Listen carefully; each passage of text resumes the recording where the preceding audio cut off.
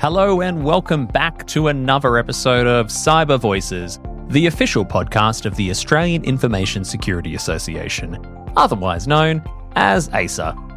I'm your host, as always, David Willett, and it is my pleasure to have you with us as we explore the diverse voices of the Australian cyber industry.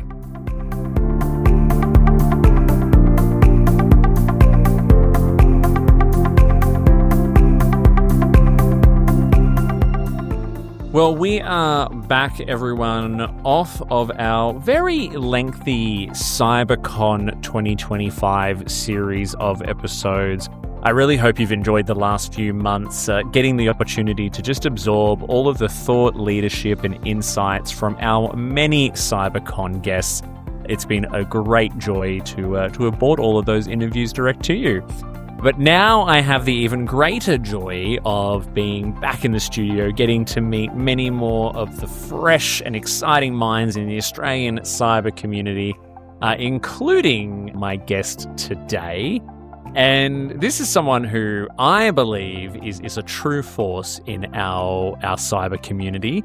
You've probably met her before. Today I am talking to Jasmine McCrudden, a community-driven cybersecurity recruiter and champion for the people who keep our digital world secure.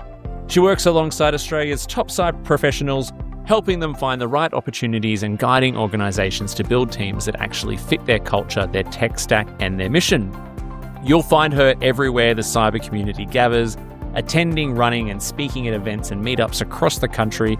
She's especially passionate about uplifting women in cybersecurity and supporting individuals as they grow their careers.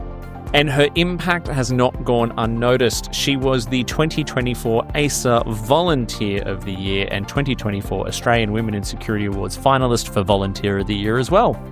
And now she's bringing that same energy and leadership to her newest role as the Deputy Chair of the AISA New South Wales branch, continuing her mission to strengthen the community, close the cyber skill gaps, and create pathways for exceptional talent. Jasmine, hello. Welcome to Cyber Voices. Hello. Thank you for having me. That was a very lovely intro. I know. Do you feel?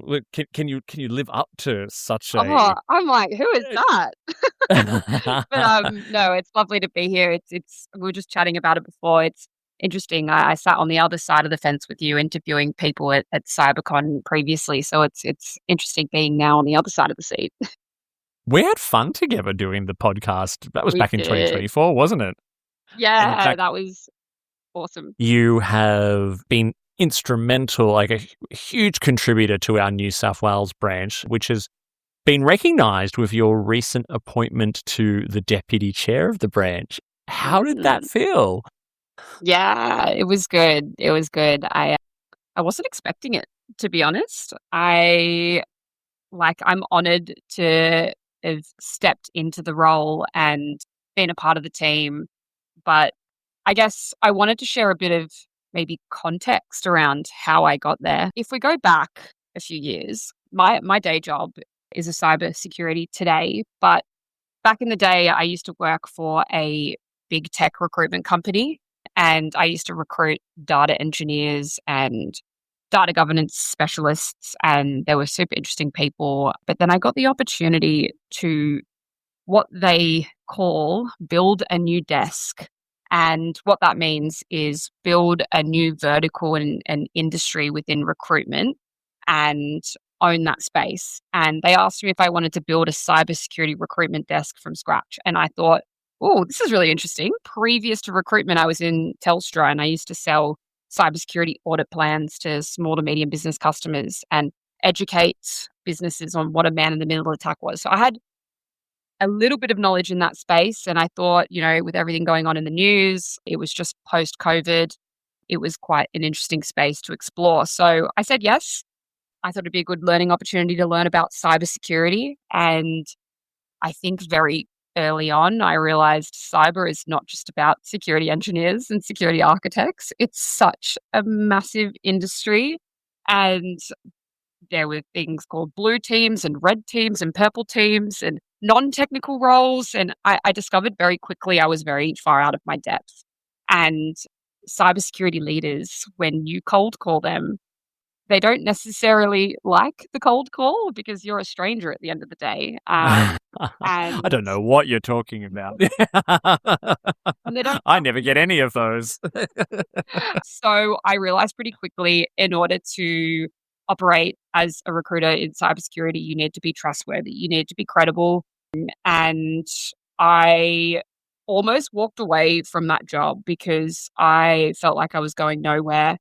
And then I had coffee with a cybersecurity leader, and he asked me if I knew what AISA was, the Australian Information Security Association.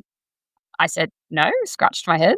He goes, it's a national recognized peak body for cybersecurity professionals.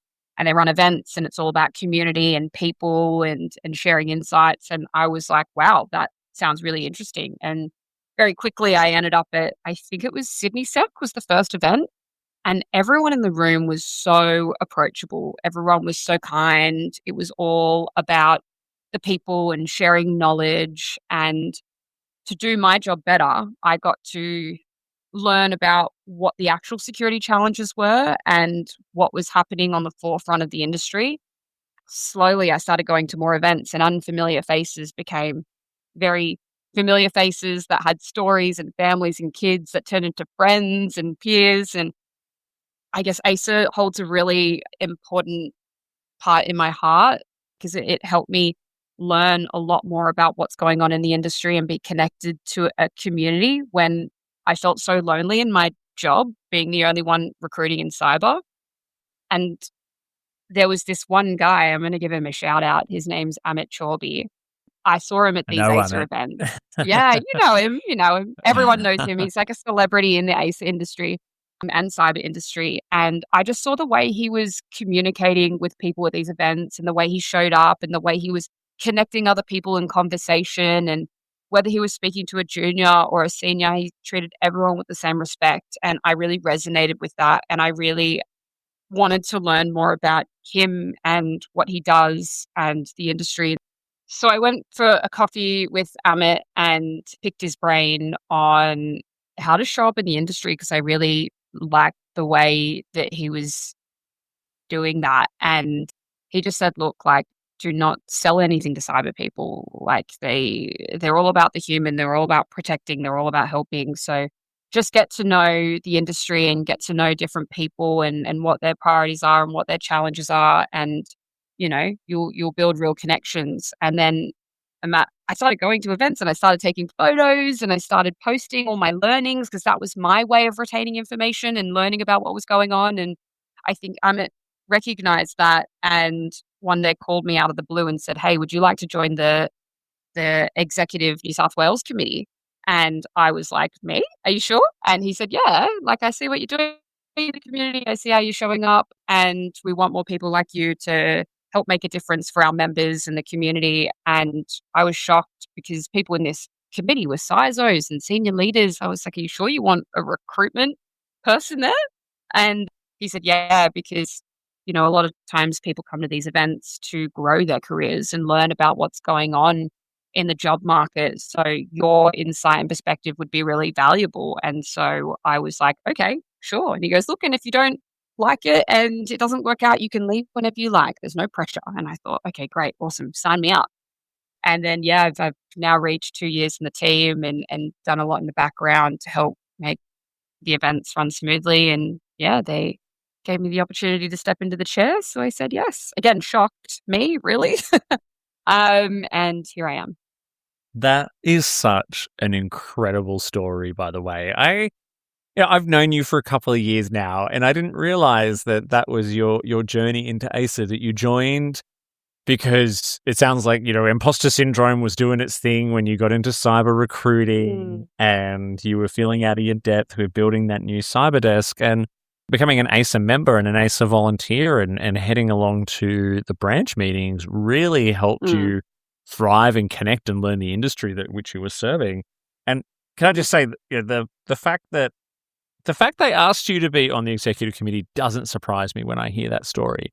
Because you kind of said it yourself earlier, especially the community, the Australian cyber community, we are a group who are about connections and networking. Obviously, they saw that skill set as being really valuable. And I always hear about your fabulous work in Oh, the New South Wales committees. yeah. Tell me a little bit about what's the role like? What does the deputy chair of one of our state committees do? And that was one of the questions I asked stepping into it. I was like, what changes? Because I'm already quite busy in my day job. I love being in the committee, but what changes? And they said, look, like you're already investing a lot of time into AISA. I don't think it's really going to change in terms of what you're doing. If anything, you can help set the direction of where we're going and what you believe needs to be done better. And if you feel too busy and you don't have time, you can always delegate in the team. We've got an amazing team. I'm just going to give them a bit of a shout out because I think they deserve it. But I stepped into David Geber's role. He was doing this role for a very long time, very big shoes to fill. He's a CISO, so I'm like, how do you even have time to do this? But he loves it and he's all about the community and the team. He puts all of us first. There's also Michelle Gatsy. She's amazing. We've ran events in tandem together. There's Jay, who loves a chat and is very welcoming. There's Reese Corbett, who started at the same time as me, and you'll see him on panels. And yeah, And he's just co-hosted this very podcast before. We love yeah, Reese. he's super knowledgeable when it comes to everything cyber. And we've got Victoria, who started in the AISA team as an intern last year, and she did phenomenal work behind the scenes. Like she was organizing all the admin, making sure everyone had a task at our branch events, running microphones, checking in the members, making sure everyone had their questions answered. And then we've had Ashish join the team, who's been awesome. He brings like a wealth of knowledge from the industry, especially the offensive security side. We've got Dilip, who's like an instant response expert. We've got Winton as well. He is based in Orange, so he represents the sort of rural AISA committee. And we've just had Subi join as an intern who was already doing fabulous work, helping with the LinkedIn promotion of our events. So there's a lot that goes on behind the scenes. Yeah, and that's such a big team too, and I think it's really, I think that'll be really insightful for our listeners as well, who rock up to our events, or maybe only just sort of see AISA through the CyberCon lens and all that kind of stuff. That in all of the states around the country, we actually have these massive teams who are dedicated to bringing value to the members and creating that sense of community locally as well. So that's really cool to hear. And I personally didn't even realize the New South Wales committee was so huge. Yeah. I think the important thing to note there is, we're all volunteers, right? I'm an AISA volunteer. You're an AISA volunteer. We do this for love, not money. Yeah. And as I mentioned at the beginning, you've been recognized multiple times for your volunteer contributions over the last couple of years. What have been some of the pivotal experiences or lessons from your volunteer journey that's shaped your leadership style and your career? Thank you for recognizing that. And by the way, I never anticipated even being nominated for an award. I didn't think there was such a thing. And winning one, especially because everything I've done in terms of being a volunteer has just been more of an opportunity to learn and connect to more people and understand this industry further, and to be recognized and awarded for that is wild to me. But I guess in terms of my biggest lesson, I think what I learned is that it's okay to not know what you're doing and to be pushed outside your comfort zone. Like I have a bit of imposter syndrome from time to time. You won't notice it, but in my head, I'm like, I'm actually just a recruiter. I'm not in this industry. Like I don't, like, what do I not know that you know? And it's okay to make mistakes is what I've found out, and that everyone's actually quite supportive. There's no manual to being a volunteer. You just have to figure it out along the way. And I remember putting together an event with Michelle last year, and we put together a panel of industry leading speakers, and we came up with this idea about generational perspectives in cyber and how it impacts today's landscape. And I realized I didn't really know the depth of what the conversation should be about. And then I quickly decided, it's actually not about me. It's about our members. It's about the people that are standing up on stage and sharing their insights and their knowledge. So what is it that they want to share? What is it that they are passionate about? What is it that they want to get out of this conversation. And that just was a really big lesson for me. I'm a control freak and I'm a Virgo and I'm an overthinker. So sometimes I go into things thinking I need to know everything, but the reality is that you don't. It's okay to learn along the way. So I guess that's what's developed my leadership style along the way, like making it about others and understanding them and just making sure our members come first with everything that we do. Maybe that's why you get along with so many of us CISOs, because secretly, and maybe not so secretly, well, we can be control freaks, and there's a lot of pressure in our roles to know everything, kind of be an expert in an SME. And I think a lot of people in the cyber industry in general can feel that pressure, right? Like, you walk into a room, you say you work in cyber, and they're like, they think, oh, you must be some kind of hacking god who knows this, that, and the other. I want to pivot now to the New South Wales branch and what's happening too, because it's your first year as the deputy chair, but you've been on the committee for a while, so there's a bit of continuity in terms of the events and the planning. And I know from talking to you whilst we were planning the show is that AISA New South Wales has some really exciting plans that are starting to come together. So from your perspective, what are going to be some of the key priorities and focus areas for the branch this year, and what outcomes are you hoping to deliver for our members? We sat down as a New South Wales team at the beginning of this year just to really evaluate how to make our events bigger and better and add a bit more colour and a bit more buzz. So we really want to try and make our sessions more interactive and make sure our members get the opportunity to network with different people, because that seems to be the feedback all the time. People want to come to meet others. So just making it more about that.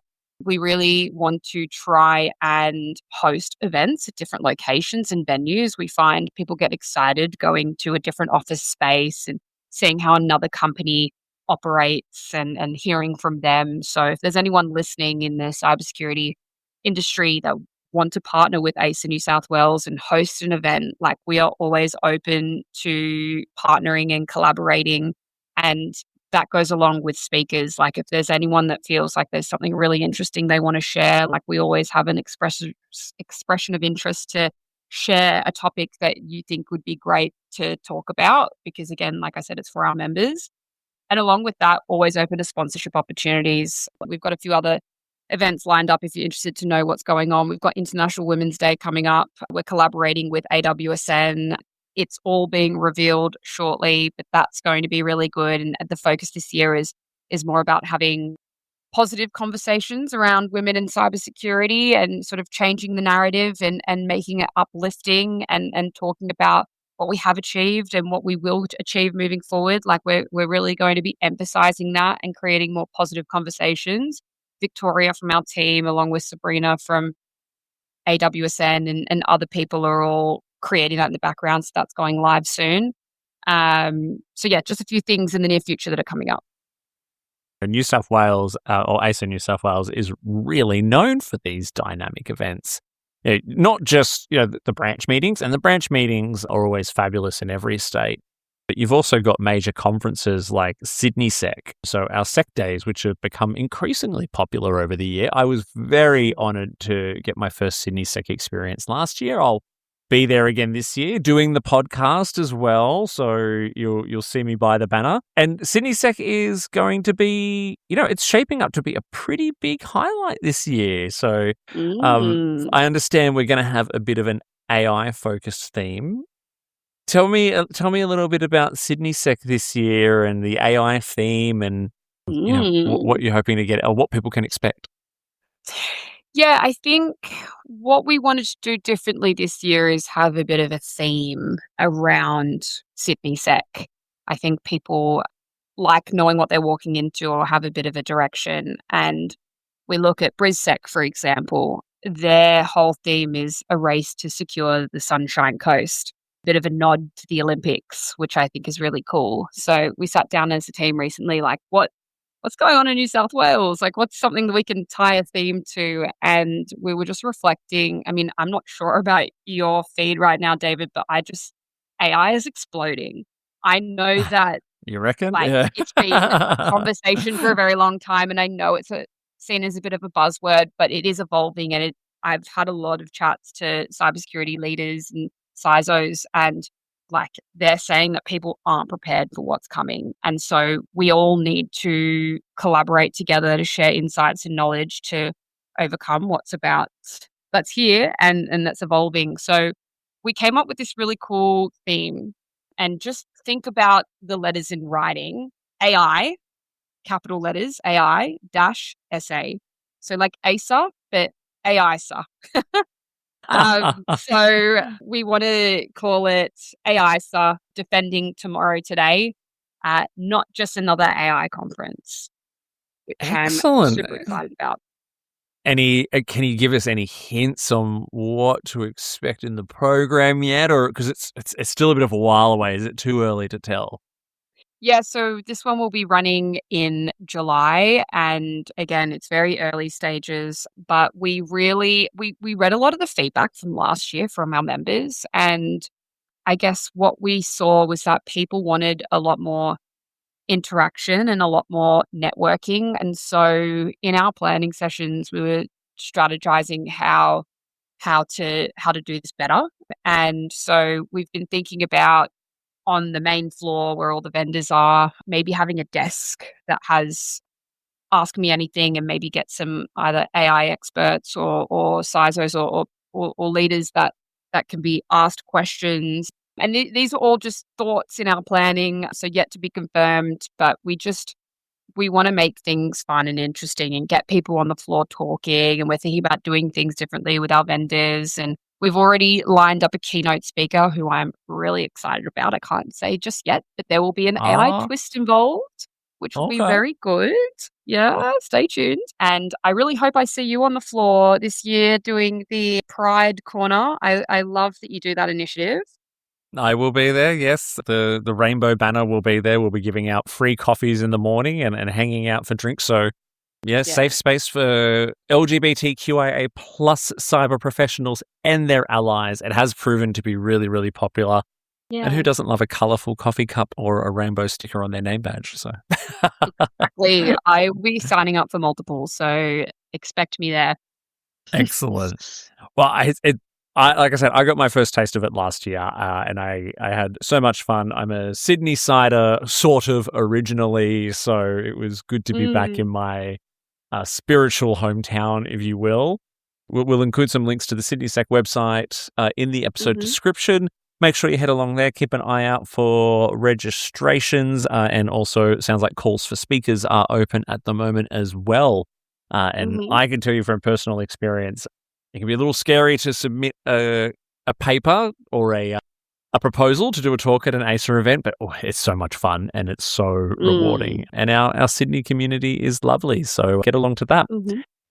Finally, Jasmine, I guess, what would you like to say out there to anyone who might be on the fence about getting involved in AISA, whether it be in the New South Wales branch or in any of our branches or in any sort of like volunteering capacity at all? What kind of advice might you give someone who's been thinking about it for a while or is, not too sure? I didn't think I was going to land as a volunteer. I think figure out what you benefit from the cyber community, and if you are passionate about something and you want to join and help out and live and breathe that passion, I think it's worth getting in touch with the AISA team, not even just the New South Wales Executive Committee, but we've got the broader operations teams that are always looking for extra hands and volunteers and help. And if you want to learn more about what's going on in the industry, I think volunteering's a great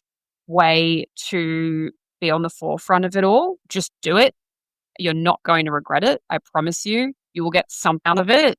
And if you don't, it's okay. At least you tried, but it's definitely worth it. That sounds fantastic. And remember, you can always check out, by becoming a member over at aisa.org.au, head along to your local branch event. You'll be notified of the branch events when you sign up as a member. And you can just, I've heard it from different people in the branches, just go up and start talking to people who are involved in the branch. And if you want to help, just ask. Because trust me, We always need the extra help, don't we, Jasmine? When we're trying to organize these things for AISA. Thank you so much for sharing your story with us. That was really, really lovely to hear. It's a beautiful journey, and it's only got much, much further to go. And thank you so much for sharing your voice with us today. Yeah, thank you for having me and for listening, and thank you, AISA, and everyone listening. This has been an incredible journey, and keen to see where it goes next.